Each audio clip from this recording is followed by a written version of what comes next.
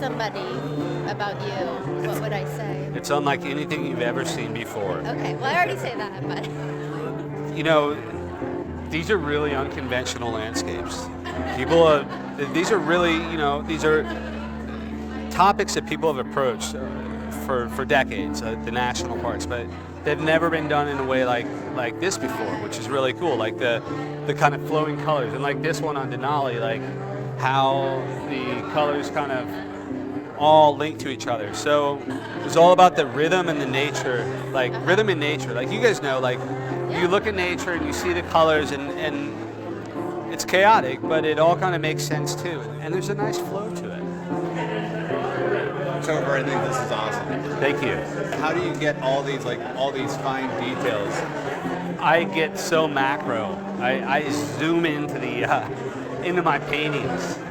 I zoom in 500%, and I make sure that, these are all individual brushstrokes. It's not like I box off an area and get my paint bucket and fill it in. No, this is like, each one of these is individual brushstrokes. So it's an arduous process. When you look at all the works of art, I love your horizon lines, whatever it is, whether it's the water line here or the skyline here. Dude, the whole thing is so cool.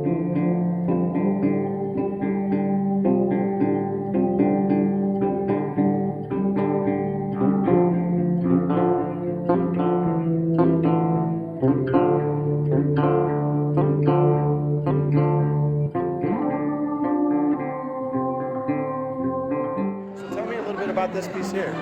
So this piece is Glacier National Park, and it's a stunning park. All the colors and the texture, to me, that's what really drew me into this environment. Now you look around and it's different from all the other parks. The colors, like the purples and the bright greens. It's a real sacred space, and that's why I did it. Is I wanted that to bringing out the colors and everything, to bring it to life, everything that you've seen in Glacier from your own experiences. Yes. Yeah.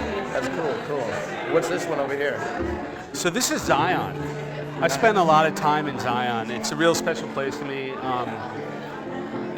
When you think of Zion, you don't really think of all the kind of the green trees and the environment really rich with color, but there's parts of Zion that are just full of life. And that's what I tried to do with every one of these paintings, right? Is to make them full of life. Growing up in Colorado, and a big part of my childhood was playing outside and being a part of nature. And so before this series, I hadn't made my art about nature. A lot of my art's about animals because I love animals, but to make it about nature was a real cool evolution of my stuff. And I've always gravitated toward it, to getting outside. I need to get fresh air and get outside. And so to be able to do this work and to bring the two things that I love most, nature and artwork together, has been a dream come true.